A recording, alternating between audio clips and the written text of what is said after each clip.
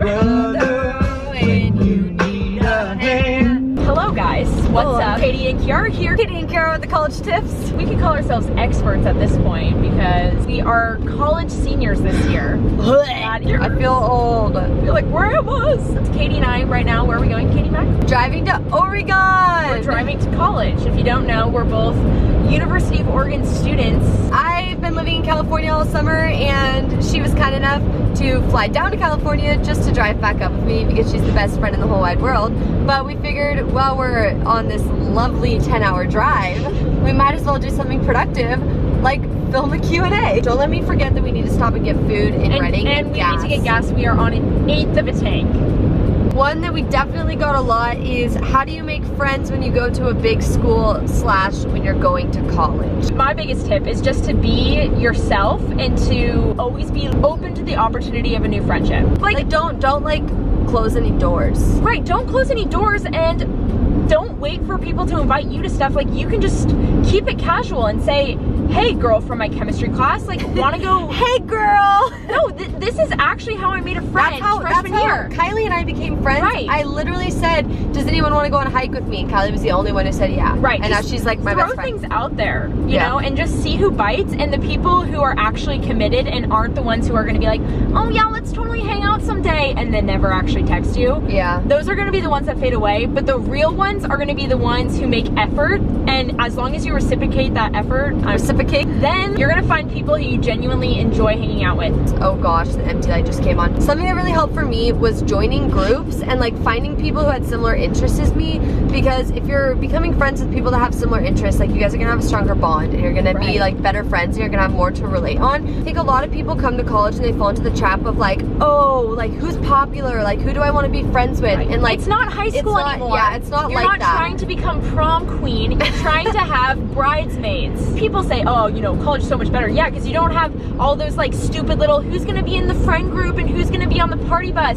It's just like, we're all homies, and either you're a normal girl who doesn't start drama and we can be friends, or you're a you know what and like bye. But actually, no, I agree. We've been talking on this too long. Okay, yeah, we have been talking. Was it difficult / hard to navigate around campus at first? Yes. The first day, yes. You're like super nervous and really worried that you're not gonna be able to find your classes and that you don't know where you're going. But then after the first day, you just know where you are. People are so nice. Like, everyone's afraid. I was so lost going to chem class freshman year, and this nice guy literally walked me to class. We have an app. Yeah, we have an app where you can type in your classes, and then it like gives you a direct map to where they are. But highly recommend the little walk, do the trial run, walk to like class. The night before each term, your freshman year, go find the buildings at least here. Oh, this is actually a really good one. How to make friends who don't like to get drunk at every single party. We got like a lot of questions about this, or like people who don't want to do drugs and all this kind of stuff, and also like, do you have to drink to be able to go to parties? And that's just so not true at all. Like, honestly, you have to find your people. Yeah, and also people might say stuff like, oh my gosh, have a drink, whatever, but if you're like, oh no, I don't drink, no one's gonna care. Yeah. I've been through every sort of peer pressure situation. Literally, people gain a respect for you. Yeah. And then when they are blacked out drunk, they come to you and they are like, honey, I'm just so amazed. Like, you're so cool, and how you can just do that. Do whatever you want. Don't care what others think, and you'll get your time to drink, or if you want to have one drink or no drink, do what you want. What comes with that is like making friends that aren't interested in doing that. Right. Your friends aren't the people you meet who are drunk in a bathroom. Like, those aren't gonna be your real friends. Finding friends in settings that aren't going out, like, those are gonna be the people that are your true friends, and you just have to put the effort in for that. What are sororities like? We actually made a whole video, us two, about a little sorority Q&A. So check that out. I highly recommend. We break some stereotypes down. I think that everyone makes their own experience in a sorority, and your experience can be whatever you want it to be. And for us, our experience has been being around really motivated people and having connections and making like lifelong friends. And that experience is going to be different depending on who you are and what people you surround yourself with, just like anything else. Like, every sorority is not the same. Every person in a sorority is not the same. Yeah. That's all I have to say about that. How do you find guy friends who don't want to just hook up with you? This is, I feel like, such a problem for girls. Like, I've personally had situations where I've become really close friends with people and with guys and thought that they were like my best friends, and then had them be in it for totally the wrong reasons. I don't even know what to tell people for like advice about how to deal with that, because it's really hard to tell sometimes. I mean, I think that you need to be super aware. You need to look at what types of people they're friends with, whether those are the types of people you would be friends with if it weren't for them. I have become friends with Katie's boyfriend's friends, and that's a good way. Like, there's not threat. I'm not like trying to like swoop in. Yeah, but that's so true. You know, there's like not wrong intentions because they're already with someone. Yeah, I think that you're always safer when you're becoming friends with people through other people, because one, they're being held accountable. Like, they know that if they do something gross or wrong, like, there's a community of people who are going to be mad at them and that they're going to like mess up a friend group. That is a really, really hard thing to deal with though. Yeah. How do you keep your private/boyfriend life while studying and doing YouTube? This is a question for Katie Mack because she has a boyfriend. I don't have a boyfriend. Okay, yeah, but you study a lot with it. Oh my god. Balancing your life is really hard, and I think it's something that people just have to learn over time. Right. Like, I was fortunate enough in high school to have a lot of things going on, so I really learned how to balance my time when I was younger, which has helped me a lot in college. But you honestly just have to know what your priorities are, and if you have your priorities straight, then balancing things becomes a lot easier. I'm really lucky because my boyfriend is best friends with all of my best friends, and all of my best friends are super motivated, so we hang out by like making dinner together and studying together, and you have to find things that like benefit multiple aspects of your life. Yeah, so, like multitasking in a different way. So like if we're having a really crazy week but we really want to see each other, we'll go make to dinner together. We'll make dinner together, or we'll go to a coffee shop and we'll like work on homework together. For example, in our whole friend group, we have bachelor nights, and that's like our reserved time Monday, where we're all working really hard on the weekend and during that day to be able to go to that scheduled time as a group and to make it happen. Things that are important to you, you make time for. Things to do on campus besides just smoke and drink in the dorm. There is so many more things to do on campus. Make plans, go to a concert, cook a new meal. Honestly, take advantage of the rec. Like, go with your friends and get a basketball and joke around, or like a volleyball and do stuff like that. That is so much That's what we do all the time. So it's more of just like being creative and finding fun little things to do, and also think about stuff that's going to give you good memories. If your friend group isn't making the sort of plans that you want to go to, be the one to start. Yeah, be the one to start the plan. And honestly, like, you will be able to find one person who wants to go do that with you. People act like they want to smoke and drink, but really what they want to do is hang out with people and make good memories, and they're going to do that more when they're getting out and doing fun things. Tips for incoming freshmen at UO. Come to all Week of Welcome events. Says the girl who plans Week of Welcome. I am in charge of planning Week of Welcome, and I think it is such an influential time for incoming students. So if you're coming to U of O, there's really no other time like it. There's no other time. Like, please come to the Week of Welcome events and come say hi to me, because you will have a great time if you come. Do you know where you're going? Yes. Just don't be afraid to go and do things. If you have sections, right when you get to U of O, because that's the most common time to feel lonely, and you feel like everyone around you is doing stuff. Everyone is lonely at first. Like, everyone feels like there is gonna be downtime. You really just need to take it into your own hands, that like you make the situation what you want it to be. Should we pause this until we get food? Yeah, we're almost there. We're gonna go get Chipotle, and then we'll be back, even though it'll be like 0 seconds for you guys. We're back with the food. Okay, this is turning into a mukbang. Do a nice little shake. Is this what you guys do to your Chipotle? I do that to my salads, but then one time in high school it exploded all over me. Can you put your foot on the brake? Yep. Wow, she even starts the vehicle for me. Okay, is there another question we can answer while we eat this? It's just spicy. Is it? How to not stress out about your test scores. You want to answer that one? Food. Here's my thing about test scores and tests in general. You're gonna have good tests, you're gonna have bad tests. Your friends are gonna have good tests, your friends are gonna have bad tests. A large part of the stress, besides your own personal pressure and the pressure of society around you to do well, is the comparison thing of like, I gotta beat my friend, I gotta get this score, like this is where we usually line up. Honestly, at the end of the day, use your bad test scores to motivate you to do better. Like, when it's test day, I walk into the test and I 100% believe that I have the ability to get 100 on the test, and whatever happens, happens, and I deal with the repercussions of it later. Don't stress yourself out to the point where you're literally like crippling your mind and making it a miserable experience. School is a game. You're gonna win some games, you're gonna lose some games. You have to be able to adapt, and if things aren't working in terms of your test taking strategy, talk to someone, adapt, change something up, and just keep trying. Don't be defined by your test scores. I was about to say that. That's most important. That's really important. Honestly, your grades do not define you, and as much pressure as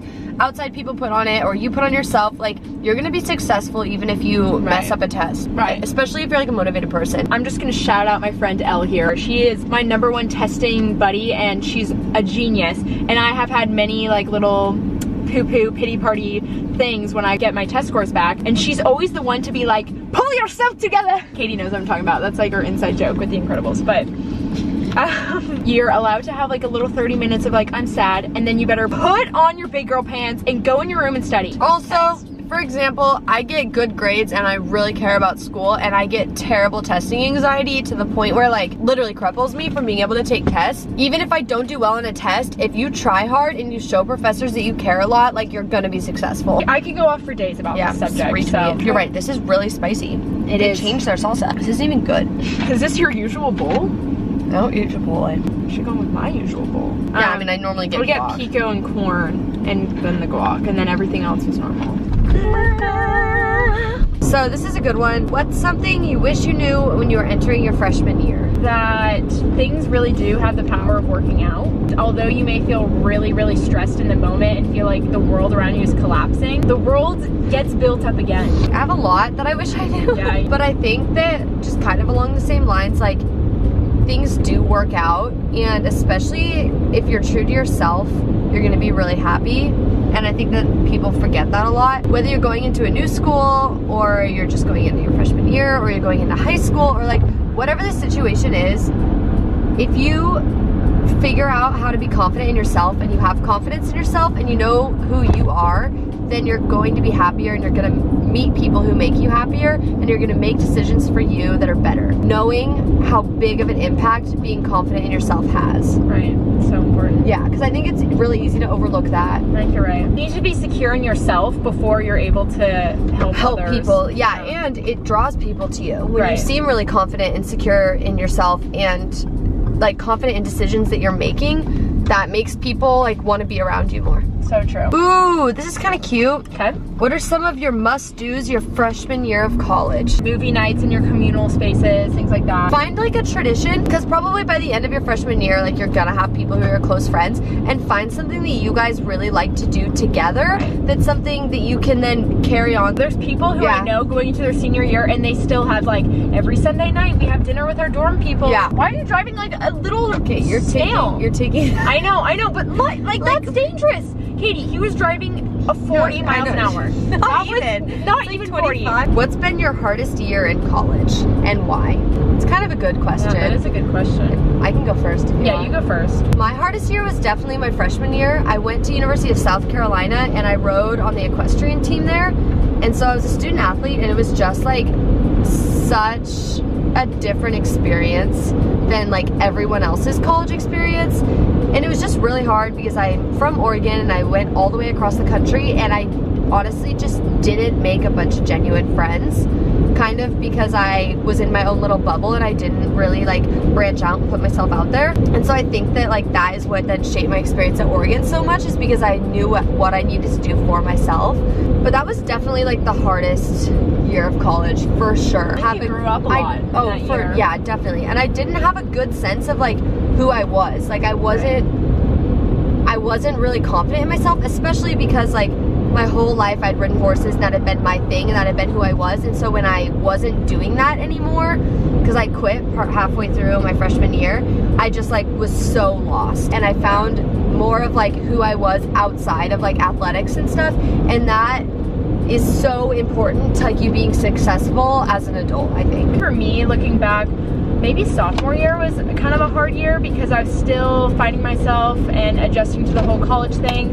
And I think school was hard for me, especially just having that weird point of this is the year where I need to decide if I'm going to be full on human phys or if I'm going to do something in journalism. Also, that was the first year that I was on leadership in my sorority and that I was on leadership in ski team. Not that those things were like, oh, impossible, but it was just another challenge. And so I really learned to find the balance that year. Where are you going to reside when you finish college? Together? Question mark. Well, we hope. That's the goal. We'll see what happens. There's so many questions in here that are like, when are you guys gonna room together? People are like, well, how come you aren't roommates? We're practically roommates. Yeah, but like we have a friend group and we're all really close we're all friends. Good friends. Yeah, right. And so it like just makes sense. We're all like really close to each other, and like Taylor is like perfect. Just the timing. I guess like the thing that happened, just so people know, like this is the reality of it, is I had to live in the sorority house, and then I moved out of the sorority house, and then Katie needed to live in the sorority house. So like the years just didn't mesh up, and I wasn't gonna like move out of the apartment with Taylor and then go like move. It just we're all friends and we're all living on the same exact floor 10 feet away. I guess it's just, this is the interesting part about YouTube, is we have very, very normal lives, and although sometimes we don't explain every single step of the journey, there's no tea or anything behind it. It's just our lives. It's just the way life is. This is a cute one. What are the best study spots at UO/Eugene? And boy, do we have answers for you. First of all, I always tell people, if you want my like complete little list of my favorite spots in Eugene, DM me on Instagram and I will send it to you. Yeah, also, she's just gonna say Panera for everything. No, I'm not. Dude, Panera's not even on the list. She goes to Eugene Panera to study. That is my study spot. All the time. But when we go somewhere, we don't there's go to a Panera together. million cute coffee shops. There's like a ton of really nice like underground places on campus. We go to the EMU. Yeah, like the science library is a really great place to go. There's other little spots in the EMU. And this year we're gonna go to the new place with the new building. Yeah, there's a brand new building. And there's a little porch with them. But for real though, if you have like specific questions for UO, you can DM either of us and we can like give you answers. We'll answer them for you. Okay, this is explain the family / grand big / little / everything like that. This will be helpful. Really quick, I'm gonna lay it out there for you. So there is Kiara's big, Lucy. Lucy's up here. Then there's Kiara down here. Then Kiara picked me to be her little, so I'm here, which makes Kiara my big, which makes Lucy my grand big. Then last year I got a little, and that's Hallie. She's down here. Hallie's an angel, and we love her, and we miss her. Very so much. then and Hallie's my grand little. So Hallie is my little, Kiara's grand little, and Lucy is her grand big. And then I'm gonna be a grandma because Hallie's gonna get a little. So that's it. Done. Someone asked if you have a boyfriend. I do not have a boyfriend. Everybody asks that. Every single Q&A I do. I'm just like, yes, I'm single. I'm still single. Hey, I'm still single. Keep asking though. Maybe you guys will like bring a lot. Maybe they think Brendan's your boyfriend. No, Brendan is clearly your boyfriend. We might need to turn this light off. We're in Eugene. We made it 9 hours later, and I driving gods. 10 hours. 10 hours later. The longest I've ever driven was 7 hours to Arnold, and here we are. We officially made it. It's like 1 a.m. Dude, look at this. This is a bridge. Have your sorority duties / being in a sorority ever gotten in the way of your academics? Strong feelings about this one. No. Scheduling is easier. Knowing which teachers to get are easier. Knowing what to expect for class is easier. You just have a reference point. Any smart savings tips to prevent becoming a broke college student? Work your butt off during the summer and don't spend $500 at Lululemon. Whoa! I'm tired. Thanks for watching. Thank you guys for watching. Thanks for being a part of this journey. Sorry if this was a confusing Q&A. A lot going on. Comment down below, and as usual, I'm gonna get to your comment and we're gonna reply to you. And maybe even Katie Mack will be on the comments as well. If you guys don't know, Katie Mack has started a YouTube channel. It's really good. If you guys wanna go check out the channel, do it and show her some love. That's all we have to say, right? I'll pick a potato. Good night. Don't you know a way to make this swim? Can't you feel the waves come crashing in? Running out of safety nets, 'cause every night, every